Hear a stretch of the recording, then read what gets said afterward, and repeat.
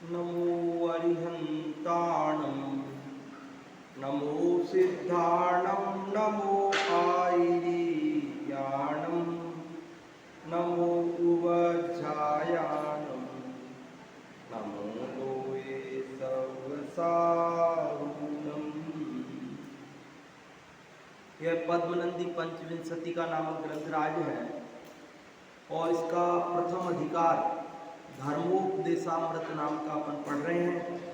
198 श्लोक हैं इसमें, जिनमें 84 श्लोक अपन पढ़ चुके हैं। आज हम 85 नंबर का पढ़ेंगे। उत्तम क्षमा की बात चल रही है।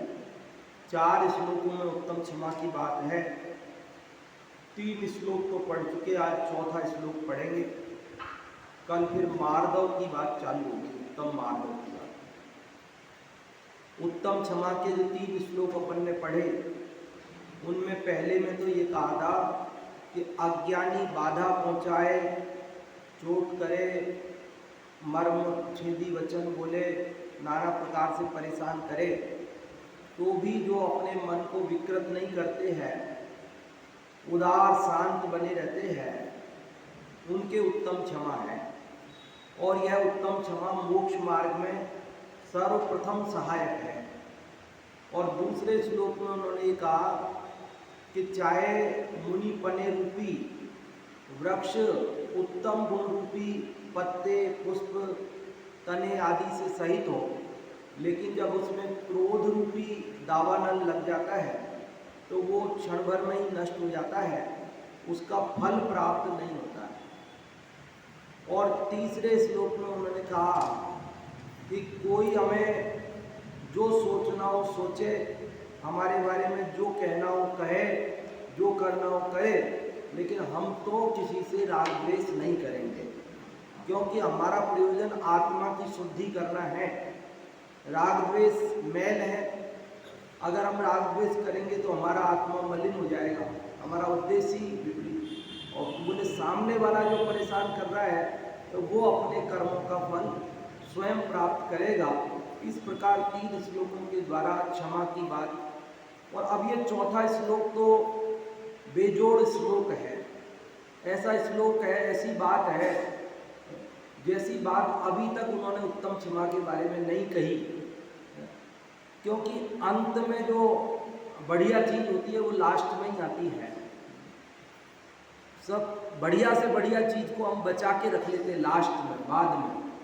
तो ऐसे इस चौथे श्लोक में उत्तम क्षमा के लिए जो बहुत ही मार्मिक बात आचार्य देव करते हैं। पहले साधारण, वो भी थी तो असाधारण ही, पर ये असाधारण से भी असाधारण बात है। मुनिराज उत्तम क्षमा के धारी कैसे होते हैं, क्या विचार करते हैं, क्या कहते हैं, देखो क्या घोषणा कर रहे हैं। घोषणा कर रहे हैं, वो मुनादी पिटवा रहे हैं, डोंडी पिटवा रहे हैं। क्या पिटवा रहे हैं देखो, सुनो। दोषानाघुस्य लोके मम भवतु सुखी दुर्जनाश्चेद्धनार्थी मत्सर्वस्वं गृहीत्वा विपुरथ सहसा जीवितं स्थानमन्यः मध्यस्थस्त्वेयमेवाखिलमिह हि जगत् जायतां सौख्य राशि मत्तो मा भूत सौख्यं कथमपि भविना कस्यचित् पुत्करोमि। ऐसा मार्मिक श्लोक है ये उत्तम क्षमा के संदर्भ में। मेरा मन हुआ था कि उत्तम क्षमावाणी के दिन आप लोगों को अपने व्हाट्सएप ग्रुप में भेजूं, लेकिन मैं जानबूझ के रोक लिया था उसको। आज बताना था ना, इसलिए आज बताना था, इसलिए मैंने कहा अभी नहीं बताता हूँ, क्योंकि वैसे मैं डायरेक्ट बताऊंगा भी तो भी आपको उतना मजा नहीं आएगा ना। यहाँ तो आपको अर्थ सहित बताऊंगा, वहाँ ऐसे ही श्लोक भेज देता तो आपको इतना आनंद नहीं आता। देखो क्या कह रहे हैं, कितना खुल के कह रहे हैं आचार्य पद्मनंदी देव। दोषान आघुष्य लोके, दोषान दोषान मतलब दोषों को, आघुष्य मतलब समन्तात, सब तरफ, घुष्य मतलब घोषणा करके। दोषान आघुष्य का क्या मतलब हुआ? दोषों की सब तरफ घोषणा करके। क्या कह रहे हैं? दोषान मतलब दोषों को, आ का मतलब समन्तात, चारों ओर, सब ओर। घुष्य मतलब घोषणा करके। किसकी घोषणा करके? दोषों की घोषणा करके। कहां करके घोषणा? सब जगह करके। लोके, लोक में सब जगह मेरे दोषों की घोषणा करके। मम मतलब मेरे। भवतु सुखी दुर्जनः। भवतु मतलब हो जाए, सुखी मतलब सुखी हो जाए, दुर्जनः दुर्जन। आचार्य पद्मनंदी देव कह रहे हैं कि मेरे दोषों को सब तरफ कहकर दुर्जन खुश हो जाए। क्या समझ रहा है? कितनी उदारता है। कोई हमारे दोषों को यदि छिपकर एक व्यक्ति को भी कह देवे तो क्या होगा? है नहीं, सब जगह तो फैलेगी, पर अपने को पता चल जाए कि इसने एक व्यक्ति से मेरे दोस्त कहे तो, और अपनी मुझे पता चल जाए तो क्या होगा? कि मैं उससे बदला लेने की भावना, द्वेष, शत्रुता धारण, बैर धारण कर लूंगा। अरे इसने मेरे दोस्त कहे। हम लोगों की ये स्थिति है ना। और दोष हो और फिर कह रहा है तो भी हमको इतना गुस्सा आता है। और यहां कह रहे हैं मुनिराज जिनके अंदर दोष है नहीं, मुनिराज पद्मनंदी देव जिनके अंदर दोष है नहीं, लेकिन फिर भी कोई दुर्जन को दोष होना थोड़ी जरूरी है। दुर्जन के लिए तो नहीं होए तो भी बना के कह देता है, मन से कह देता है। पिछले श्लोक में कहा है ना, स्वेच्छाचारी लोग है, मन में आए जो सोचता है। तो आचार्य पद्मनंदी देव कह रहे हैं कि दुर्जन व्यक्ति मेरे दोषों की एक जने से नहीं, दो जने से नहीं, भरी सभा में, माइक से, चौराहे पर, उदयपुर में भी, जयपुर में भी, दिल्ली में भी, बंबई में भी, सारी दुनिया में, ऊर्ध्वलोक में, मध्यलोक में, अधोलोक में, सब तरफ घोषणा करके खुश हो जाओ। मेरे को क्या करना? मेरा क्या बिगड़ेगा उससे? मेरा कुछ बिगड़े? वो मेरे निमित्त से खुश हो गया और मेरे दोस्तों को कहकर वो खुश हो गया, मेरे निमित्त से वो खुश हो गया और मेरा कुछ बिगड़ा ही। समझ में आ रही बात आपको? बात समझ में आ रही नहीं आ रही? मैं तो इसकी आनंद की अनुभूति अंदर कर रहा हूं कि कैसी उदारता है, इसलिए बहुत सारी बातें कह पाऊंगा नहीं कह पाऊंगा, लेकिन आप समझना क्या बात कहना चाह रहे हैं। कह रहे दोषान आघुष्य लोके मम भवतु सुखी दुर्जनः। दुर्जन व्यक्ति मेरे दोषों को लोक में सब जगह घोषणा करके सुखी हो जाओ। और चेत धनार्थी, चेत मतलब यदि, धनार्थी मतलब वो धन चाहता हो, मतलब उसको दोष कहने में मजा नहीं आ रहा, उसको तो पैसे चाहिए। क्या चाहिए उसको? धन चाहिए।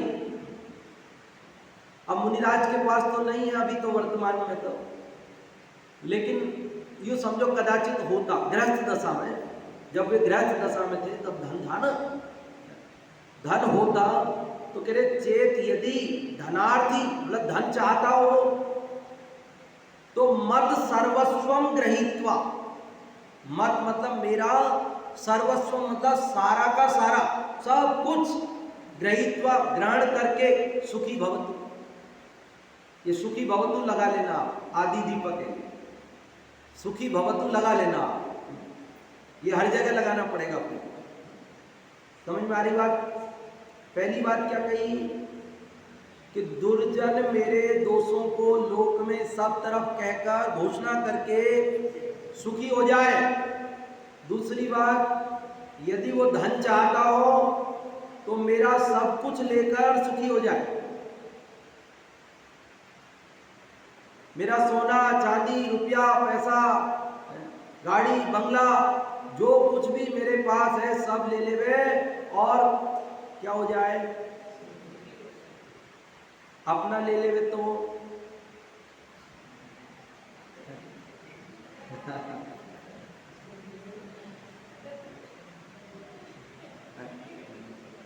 अरे 1 रुपए के ऊपर झगड़ा हो जाता है, 1 रुपए के ऊपर। 19 रुपए का सामान है, हमने 20 का नोट दिया और वो 1 रुपया खुला नहीं दे रहा। वो कह रहा है 1 रुपया खुला नहीं है। कैसे नहीं दोगे, ऐसे कैसे नहीं दोगे 1 रुपया तुम, मैं कोर्ट में जाऊंगा।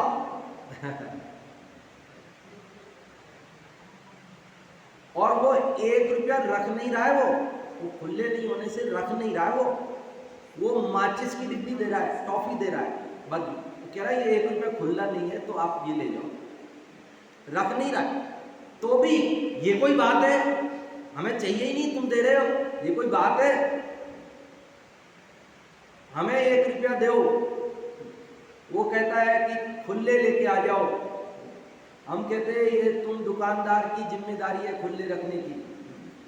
वो कहता है तुमको सामान चाहिए तो खुले ले आओ, मेरे पास नहीं है, मेरा सामान मेरे को दे दो, आपके 20 रुपये आप ले जाओ। तो हम कहते नहीं, सामान भी लेंगे, 20 रुपये ही देंगे और 1 रुपया तुमको खुला देना है। ये जिम्मेदारी दुकानदार की है, सरकार ने नियम बना रखा है, सरकार का नियम है। खुले रखने की जिम्मेदारी दुकानदार की है, खुले रखने की जिम्मेदारी ग्राहक की नहीं है। सरकार का कानून है, इसमें क्या बात है। ग्राहक तो घूमता रहता है, कहाँ कहाँ खुले लेके घूमे हो। कभी भी बेचारा निकल रहा है, दुकान देख के कोई चीज लेने का मन आ गया, उसके दिमाग में पहले से था ही नहीं जो खुले लेके आता, लेकिन दुकानदार तो वहीं बैठा है ना, उसको तो पता है ना दिन भर ग्राहक आएंगे, खुले लाएंगे नहीं, तो मुझे खुले देने हैं, रखने हैं, खत्म हो जाए तो पहले से ही बैग से लाके रख दो। खैर जो भी है, हाँ यहाँ तो कह रहे कि मेरा सर्वस्व ले जाए और तो भी मैं क्या नहीं करूंगा, राग नहीं करूंगा, द्वेष नहीं करूंगा, क्रोध नहीं करूंगा, बल्कि क्या करूंगा, क्षमा कर दूंगा। क्या कर दूंगा? आचार्य पद्मनंदी देव क्या कह रहे हैं? पहली बात क्या कही, बोलिए, पहली बात बोलिए, कौन बोलेंगे आप में से? कि दुर्जन मेरे दोषों की लोक में सब जगह घोषणा करके सुखी हो जाए। दूसरी बात, यदि वो धन चाहता हो तो मेरा सब कुछ लेकर सुखी हो जाए। और तीसरी बात, रिपु, रिपु मतलब शत्रु है, वो मेरा शत्रु है, मान लो मेरी जान लेनी उसको, तो जान लेके सुखी हो जाए। क्या कह रहे? रिपुरथ सहसा जीवितम गृहीत्वा सुखी भवतु, लगा लेना ऊपर से, गृहीत्वा भी लगा लेना, सुखी भवतु भी लगा लेना। एक ही शब्द को बार बार रिपीट नहीं करते आचार्य, जहां जरूरत हो वहां वापस लगा लेना। क्या कह रहे हैं? रिपु, रिपु मतलब शत्रु, अर्थ, अर्थ कोई भी बात को शुरू करते हैं, जोड़ते हैं तो लगाते हैं। और यदि शत्रु है तो सहसा, अचानक, जीवितम जीवन, मेरा जीवन ले ले, मेरे प्राण ले ले, प्राण लेके खुश हो जाए, मुझे मार के खुश हो जाओ, मुझे क्या करना? कितनी बात कही कन्हैया जी साहब, कितनी बात हो गई? 3 बात हो गई। पहली बात में क्या कहा? मेरे दोषों को कह के सुखी हो जाए। कहने मतलब कहने की बात नहीं है, कही है बखानो, बखान करके खुश हो जाए। और दूसरी बात, धन चाहता हो तो मेरा सब कुछ ले जाए और खुश हो जाए। और तीसरी बात, यदि कोई मेरा शत्रु है, मेरी जान लेना चाहता है, प्राण लेना चाहता, तो प्राण लेके खुश हो जाए। और अन्यः स्थानम अन्यः, अन्य मतलब कोई अन्य दूसरा अगर मेरा स्थान चाहता हो, स्थान मतलब मेरा पद चाहता हो, तो मेरा पद लेके खुश हो जाए। स्थानम अन्य, स्थान मतलब पद, अन्य वो पहला व्यक्ति कोई दुर्जन है मेरे दोस्त कहना चाहता है तो वो कह के खुश, दूसरा कोई ऐसा है जो धन चाहता है तो धन लेके खुश हो जाए, और तीसरा कोई मेरी जान चाहता है तो जान लेके खुश हो जाए, और चौथा कोई मेरा पद लेना चाहता है तो भाई मैं आज अध्यक्ष हूं, मैं आज मंत्री हूं, और वो चाहता है कि मैं बन जाऊं, और जैसे तैसे करके वो मेरे को हटा के वो बनना चाहता है, तो बन, मैं छोड़ देता हूं पद, तुम ले लो, तुम बन जाओ अध्यक्ष, तुम खुश हो जाओ, चलो मुझे तो ये पद चाहिए नहीं, तुम ले लो ये पद। अब क्या क्या गिनाएंगे आपको, दो चार चीजें गिना दी है, अब आप समझ लेना, और भी जिसको जो चाहिए वो ले ले और सुखी हो जाए। मध्यस्थ तू एवमेव, लेकिन मैं तो मध्यस्थ रहूंगा, ऐसे ही रहूंगा। कैसे? जैसे मैंने ऊपर कहा है कि मैं तो किसी से राग द्वेष नहीं करूंगा, मेरा दोस्त कहेगा तो भी मैं द्वेष नहीं करूंगा, क्रोध नहीं करूंगा, मेरा धन ले जाएगा तो भी क्रोध नहीं करूंगा, मेरा क्या करेगा, प्राण ले लेगा तो भी क्रोध नहीं करूंगा, मेरा पद ले लेगा तो भी क्रोध। मध्यस्थ तू एवं एव, मैं तो मध्यस्थ ऐसा का ऐसा ही रहूंगा। पिछले श्लोक में कहा था ना, स्वेच्छाचारी लोग को जो सोचना हो सोचे। अब जो सोचना को उन्होंने थोड़ा सा खुलासा कर दिया, स्वेच्छाचारी लोग क्या करें तो उसको थोड़ा खुलासा कर दिया, कोई धन चाहता है, कोई प्राण चाहता है, कोई पद चाहता है, कोई जो है क्या नाम से मेरे दोस्त कहना, मेरे बदनामी करना चाहता है, तो बोले जो जो चाहता है कर करा के खुश हो जाए। फिर भी मैं तो क्या करूंगा, मैं तो मध्यस्थ रहूंगा, ना तो राग करूंगा ना तो द्वेष करूंगा, ना तो किसी तरह का कोई विकार करके अपनी आत्मा को मलिन नहीं करूंगा। अथवा दूसरा यूं भी कह सकते हैं कि मध्यस्थ व्यक्ति हो, भाई कुछ नहीं चाहता तो वो ऐसे ही खुश है तो ऐसे ही खुश रहे, कुछ लिए बिना ही खुश रहना चाहता है तो भाई कोई आदमी ऐसा है कि साहब मुझे तो आपकी बदनामी नहीं करनी, मैं वैसे ही खुश हूँ, तो ठीक है वैसे ही खुश रह लेते, नहीं मुझे आपका धन नहीं चाहिए मैं वैसे ही खुश हूँ, तो ठीक है बिना लिए खुश रहे, कि आपका पद नहीं चाहिए मैं तो वैसे ही खुश हूँ, तो बोले ठीक वैसे ही खुश रहे। मध्यस्थ ऐसे ही खुश रहता है, बिना लिए तो ऐसे ही खुश रह ले।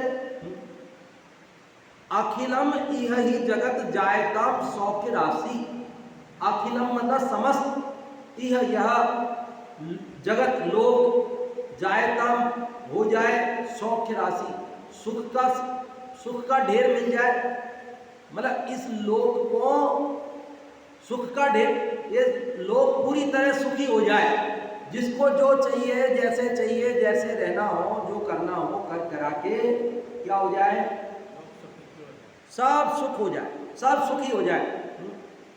मत्तो माभूत असौख्यम, मत्तो मतलब मेरे से, माभूत मां मतलब नहीं, अभूत मतलब हो, मेरे से मत हो क्या, असौख्यम, असौख्य मतलब सुख का उल्टा, दुखी, कि मेरे निमित्त से कोई भी व्यक्ति दुखी मत हो। समझ में आ रही है क्या कह रहे हैं, मत तो मेरे से मां नहीं अभूत हो, मेरे से नहीं हो, मेरे निमित्त से नहीं हो क्या, असौख्यम दुख, मेरे निमित्त से किसी को कोई दुख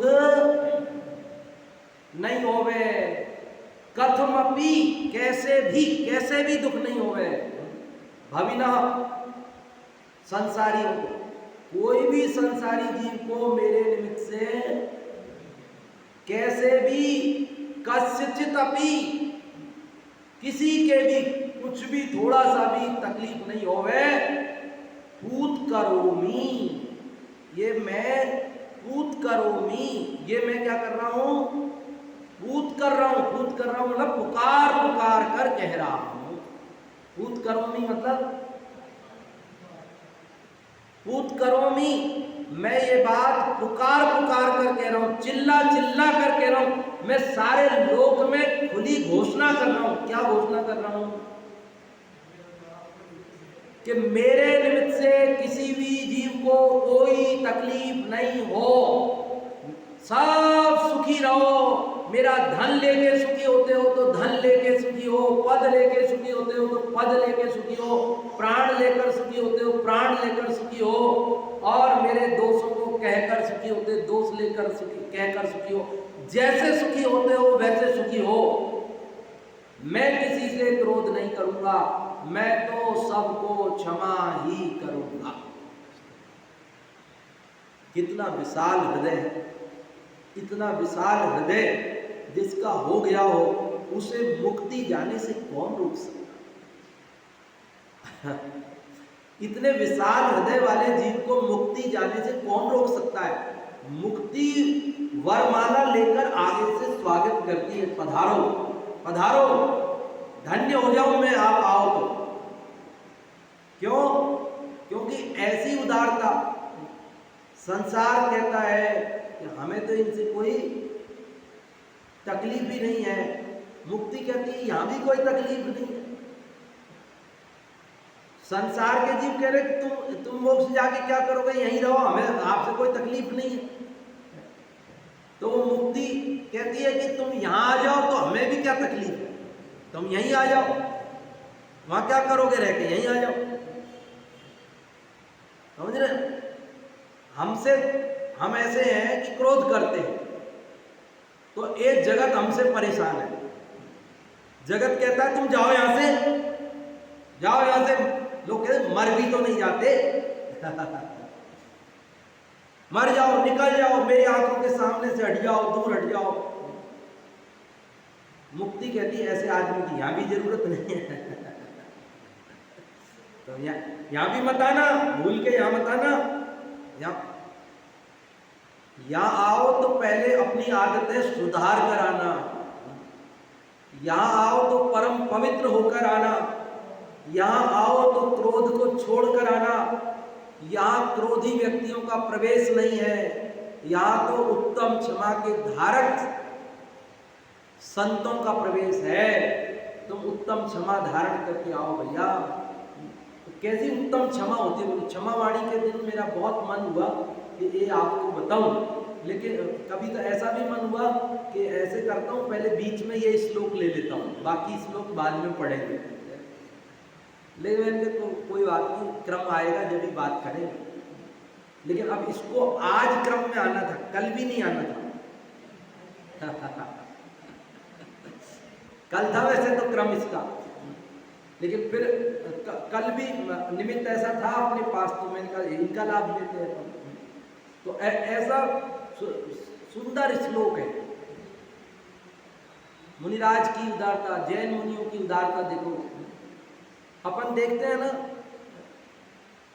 कि साहब उसने उनको ऐसा किया तो उन्होंने श्राप दे दिया और जल गया सामने वाला, भस्म, खत्म। जैन मुनियों की जैसी क्षमा अन्यत्र देखने मिलती है? अन्यत्र तो वो गए और वो सहेलियों से बातचीत में लगी थी और खड़ी नहीं हुई, नमस्कार नहीं किया। अच्छा, हमको अनदेखा किया, हम आए तो हमारा आदर नहीं किया, श्राप दे दिया, है ना? बहुत सारी घटनाएं। लेकिन दिगंबर मुनि कह रहे भैया, जो उपसर्ग करता है उससे भी क्रोध नहीं करते हैं। और उपसर्ग भी कैसा उपसर्ग? कैसा उपसर्ग? गाली सुन मन खेद न आलो, गुण को अवगुण कहे बखानो, कई है बखानो वस्तु छीने, बांध मार बहु विधि करे, घर ते निकारे तन विदारे, वैर जो न तहाँ धरे। मुझे तो लगता है दयानंद राय जी ने ये श्लोक पढ़ के ही वो लाइनें लिखी। इस श्लोक में तो आई यही बात आई है।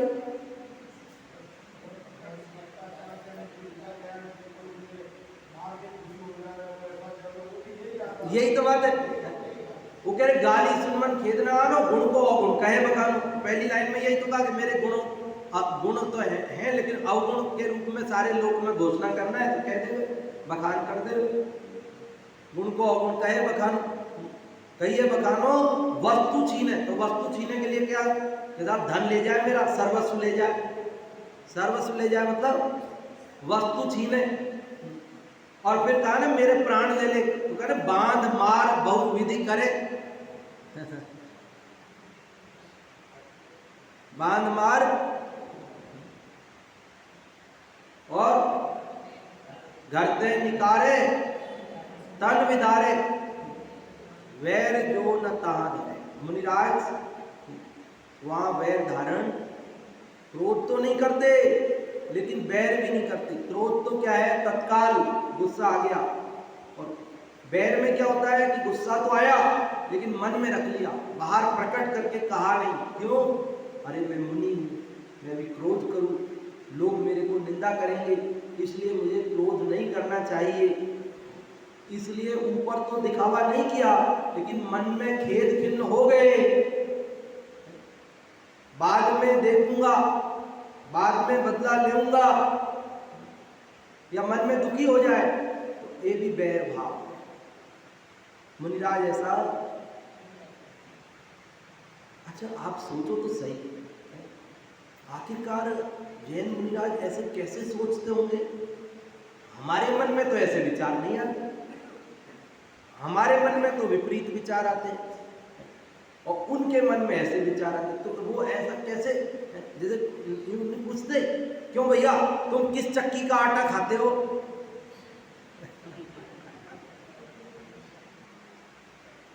जो ऐसे तरोताजा दिखते हो, क्या बात है? हम भी आटा तो खाते हैं पर हम तो वैसे तरोताजा नहीं है, क्या बात है? आप किस चक्की का आटा खाते हो? तो ऐसे हम मुनिराज से पूछे कि हे मुनिराज, आप कैसे ऐसा सोच लेते हो? हमको तो ऐसे विचार नहीं आते, हमको तो इससे विपरीत ही विचार आते हैं, आपको ऐसे विचार कैसे आते हैं? तो बोलो क्या कहेंगे मुनिराज? बोलो क्या कहेंगे? वे ये कहेंगे कि जिस पद को ये लेना चाह रहे हैं वो पद मेरा है ही नहीं, जिस धन को लेना चाह रहे हैं वो धन भी मेरा नहीं, जो प्राण ले रहा है ना, मतलब शरीर ही तो है, बाकी आत्मा तो मरता है ही नहीं, तो शरीर वो मेरा है ही नहीं, वो पहले से ही मरा ही हुआ है। मेरे बारे में दोष कहता है तो दोष वो तो भाषा वर्गना है, उसके कहने से मैं दोषी नहीं होता हूं, उसके दोष कह देने से मैं दोषी नहीं हो जाता हूं। इसलिए मुझे भेद ज्ञान है, मुझे पता है कि ये जिन चीजों को ले लेके भाग रहा है वो चीजें मेरी पहले से ही मैं छोड़ चुका, वो मेरी है ही नहीं। समझ में आ रही बात? बोलो हम कहाँ? हाँ जोर से, हम कहाँ? हम कैसे? अशुभ में, शुभ में और शुद्ध से। अभी अपन कौन सा श्लोक पढ़ रहे हैं? 85 नंबर। कितने नंबर? और इस 85 नंबर श्लोक में क्या बात कही जा रही है? उत्तम क्षमा का समापन हो रहा है यहाँ, और उत्तम क्षमा के समापन के अवसर पर कह रहे हैं तो भैया 4 बातें उन्होंने कही, और 4 कही मतलब 4 ही नहीं कही है, जिसको जो चाहिए, जिसको जो करना है वो करे। पिछले श्लोक में कह दिया था ना कि स्वेच्छा चरो लोका स्वकीय हृदय किंचिदपि मन्यता, तो स्वेच्छाचारी लोग अपने हृदय में कुछ भी माने, कुछ भी कहे, कुछ भी। जगत में भी जो साधारण थोड़ा भी मानवता नैतिकता जिसके अंदर होती है ना, उसकी ऐसी उदारता हो। जैसे गुरुदेव श्री के सामने ऐसी चिट्ठियां आती थी, ऐसे अखबारों में समाचार आते थे, जैन अखबार होते थे तो उनमें समाचार छपते थे उनकी निंदा के, साहब ये तो ऐसा कर रहे हैं, ऐसा कर रहे हैं। तो वहाँ पढ़ करके सुनाते थे उनको, ऐसा छपा है, इसमें समाचार ऐसा छपा है, ये चिट्ठी आई है, इसमें ऐसा लिखा है। तो सुनते थे क्या छपा है, लेकिन कुछ नहीं। क्या आपके लिए ऐसा ऐसा लिखा, आप कुछ बोलो तो बोले भूलेला भगवान छे। क्या कहते, भूलेला भगवान छे।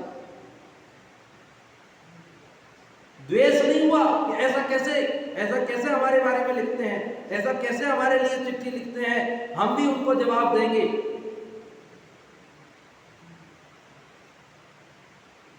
महात्मा गांधी के पास आती थी बहुत चिट्ठियां ऐसी। महात्मा गांधी देश की आजादी में, अरे साहब मरवा के छोड़ेंगे, अहिंसा के बल पे कोई आजादी मिलती है?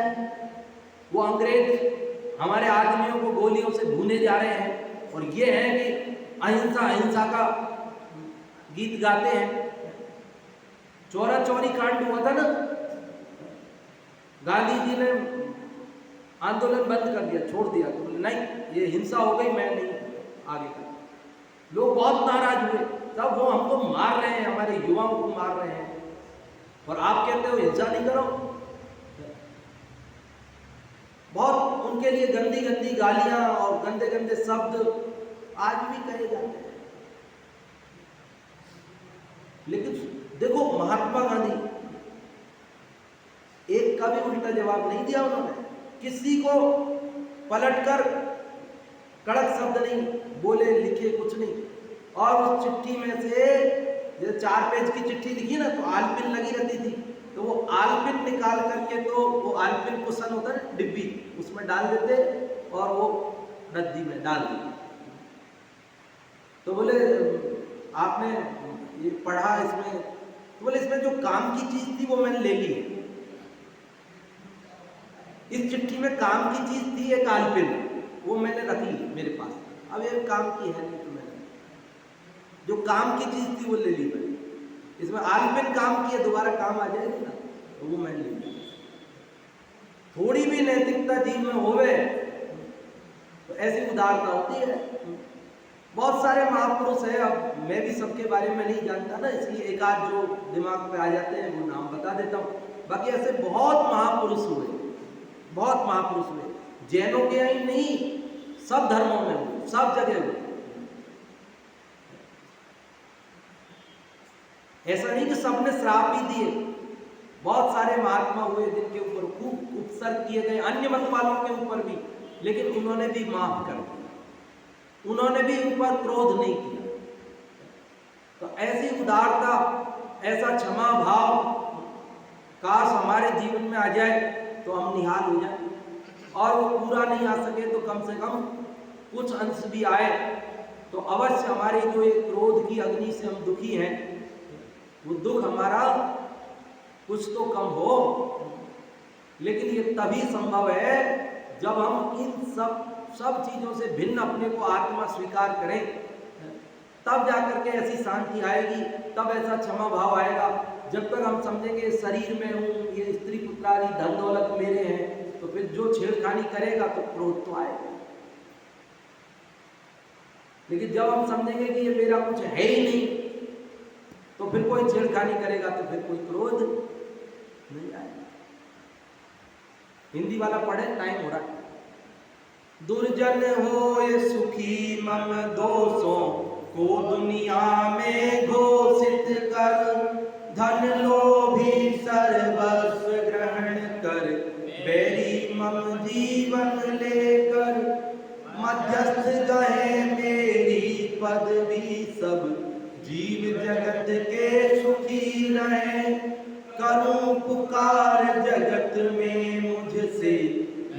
किसी को दुख पहुंचे। अब ये तीसरी लाइन में थोड़ा सा मेरे समझ में कम बैठा कि मध्यस्थ गहे मेरी पदवी। तो मध्यस्थ तो पदवी क्यों ग्रहण करेंगे, मध्यस्थ तो मध्यस्थ ही रहेंगे। संस्कृत में तो ऐसा भाव जो है नहीं, जो है वो मैंने आपको बताया ही है। दो तरह से अर्थ बताया मैंने मध्यस्थ का, कि एक तरफ तो मुनिराज कह रहे मैं तो मध्यस्थ रहूंगा, और दूसरी तरह से अर्थ बताया कि जो मध्यस्थ व्यक्ति है, जो बिना लिए ही सुखी रहना चाहता है, वो बिना लिए सुखी। लेकिन ये तीसरा जो मध्यस्थ व्यक्ति मेरी पदवी लेकर के सुखी हो जाए, तो ये वाली बात तो कम जम रही है, क्योंकि मध्यस्थ तो पदवी लेगा नहीं, मध्यस्थ तो मध्यस्थ ही रहेगा फिर वो। हाँ, पदवी तो वो लेगा जो दुर्जन होगा। ठीक है, चलो कोई बात नहीं, अर्थ पढ़ते हैं। मेरे दोषों को सबके सामने प्रकट कर संसार में दुर्जन सुखी होवे। धन का अर्थ ही मेरे समस्त धन आदि को ग्रहण कर सुखी होवे। वैरी मेरे जीवन को लेकर सुखी होवे। जिनको मेरा स्थान लेने की अभिलाषा है, वे मेरा स्थान लेकर आनंद से रहे। जो राग द्वेष रहित मध्यस्थ होकर रहना चाहे, वे मध्यस्थ होकर सुख से रहें। इस प्रकार समस्त जगत सुख से रहे, किंतु किसी भी संसारी को मुझसे दुख न पहुंचे, ऐसा मैं सबके सामने पुकार पुकार कर कहता हूं। पुकार पुकार, जैसे हम माथे पे लिखकर घूमते हैं, माथे पे या लिख ये ले जाओ, ऐसे तख्ती गले में लटका कर घूमते हैं मानो, ये जिसको जो चाहिए ले जाओ, खुश रहो, मुझे कोई ऐतराज नहीं। चलो आप लोग बताओ, आज इस 85वें श्लोक में क्या चर्चा आई, क्या अच्छा लगा आपको?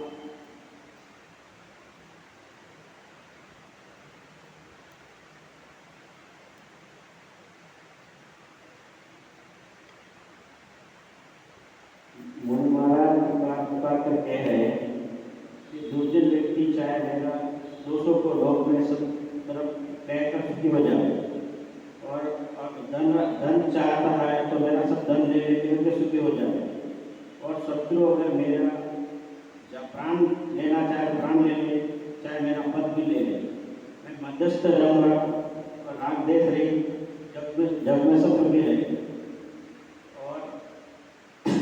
और मेरे से मेरे निमित्त से किसको दुख हुए, दुख न पहुंचे, ये मेरी बात। बहुत बढ़िया आपने बताया। और कोई बताना चाहते हैं महिला वर्ग में? आंटी जी बताएं, इधर आंटी जी बताएं।